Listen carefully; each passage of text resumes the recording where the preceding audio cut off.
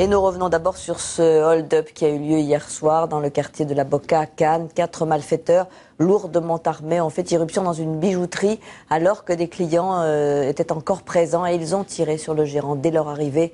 La police interroge actuellement de nombreux témoins, comme nous le racontent Vincent Capu et Dominique Guido. Il n'est pas encore 18 h lorsque 2 individus casqués et lourdement armés font irruption dans cette bijouterie où se trouvent encore 2 clients. Les malfaiteurs sont visiblement nerveux. L'un d'entre eux tire une balle dans la tête du gérant qui succombera quelques minutes plus tard.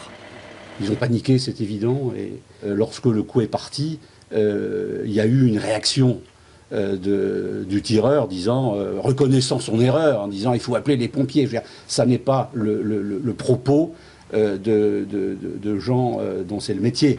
Les braqueurs prennent ensuite la fuite avec leurs 2 complices sur des motos de grosses cylindrées, emportant un maigre butin. Dans la rue, des passants sont même mis en joue. Bruno se trouvait à quelques mètres de là. Il a assisté à la scène. J'ai vu des gens cagoulés qui étaient en train de rafler la vitrine, comme ça. Et c'est à ce moment-là qu'il y en a un qui m'a mis en joue. Il m'a dit dégage, dégage, avec vraiment un fusil, un gros fusil. Voilà, donc j'ai continué ma route. J'ai sorti mon téléphone pour faire le 17. Et à ce moment-là, quand je faisais le 17, j'ai relevé la tête. Et il y avait une autre personne qui était aux motos. C'était une moto et un scooter, et qui m'a dit range ton téléphone, dégage, dégage. Donc j'ai tout de suite pensé à ma famille. Les 4 auteurs du braquage sont toujours en fuite. Une information judiciaire sera ouverte dans les prochaines heures pour vol aggravé en Réunion, suivi de mort d'homme. À la Boca, c'est tout un quartier qui est sous le choc. Mais d'abord, un bijoutier a été tué lors d'un braquage. Aujourd'hui, ça s'est passé en fin de journée dans le quartier de La Boca à Cannes. Le commerçant a été abattu par 4 individus armés d'une kalachnikov et d'une arme de poing. Les 4 voleurs ont pris la fuite. Ils portaient des combinaisons et des casques de moto. Ils étaient arrivés à bord de 2 véhicules de roue. Les précisions de ce syndicaliste.